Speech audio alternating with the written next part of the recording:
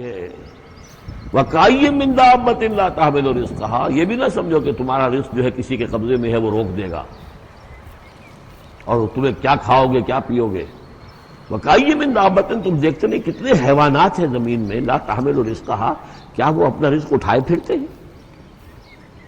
بڑا پیارے الفاظ ہیں انجیل میں، متی کی انجیل میں حضرت مسیح علیہ السلام کا جو پہاڑی کا واعظ ہے اس میں انہوں نے اپنے شاگردوں سے خطاب کر کے کہا کیوں فکر کرتے ہو کہ کیا کھاؤ گے کیا پیو گے؟ جنگل کی چڑیوں کو نہیں دیکھتے؟ نہ وہ کاشت کرتی ہیں، نہ ہل چلاتی ہیں، نہ بیج بوتی ہیں، نہ فصل کاٹ کر کہیں رکھتی ہیں، نہ کھٹے بھرتی ہیں، پھر بھی میں تم سے کہتا ہوں کہ وہ خالی پیٹ صبح گھر سے نکلتی ہیں، شام کو آسودہ ہو کر آ جاتی ہیں۔ تو جو رب تمہارا جو رب ان کو چڑیوں کو کھلا رہا ہے وہ تمہیں نہیں کھلائے گا؟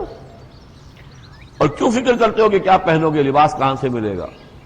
جنگل کی سوسن کو نہیں دیکھتے کہ جتنا خوبصورت لباس اس کو اللہ نے دیکھ رکھا ہے؟ یہ جو بھی پودے ہیں اور جو پھول ہیں ان کے، تو سلیمان بھی اپنی ساری شان و شوکت کے باوجود ویسا ملبس نہ تھا، ویسا خوبصورت لباس تو سلیمان کو بھی میسر نہیں تھا جو اللہ نے ان پھولوں کو دے رکھا ہے۔ تو غور کرو، جو وہ زمین کی اس گھاس پھوس کو اور ان پودوں کو اس قدر حسین لباس دے رہا ہے، عمدہ لباس دے رہا ہے، جو ابھی ہے اور کل نہیں ہوں گے، یا یہ کہ کاٹ کر اور وہ چولہوں میں جلا دی جائے گی گھاس، تو کیا وہ تمہیں نہیں پہنائے گا؟ لیکن تم یقین نہیں کرتے۔ توکل اور ایمان، یہ دونوں چیزیں ساتھ ساتھ جائیں گی۔ جتنا اللہ پر ایمان ہے اتنا ہی توکل ہوگا، جتنا ایمان کمزور ہے توکل بھی نہیں ہو سکے گا۔ والذین صبروا علی ربہم یتوکلون وکأیٍ من دابۃ لا تحمل رزقها، یہ سارے جو ہیں چوپائے اپنا رزق لیے نہیں پھرتے، اللہ یرزقها وإیاکم، اللہ انہیں بھی رزق دیتا ہے تمہیں بھی دے گا، وہو السمیع العلیم، اور یقیناً وہ سب کو سننے والا جاننے والا ہے۔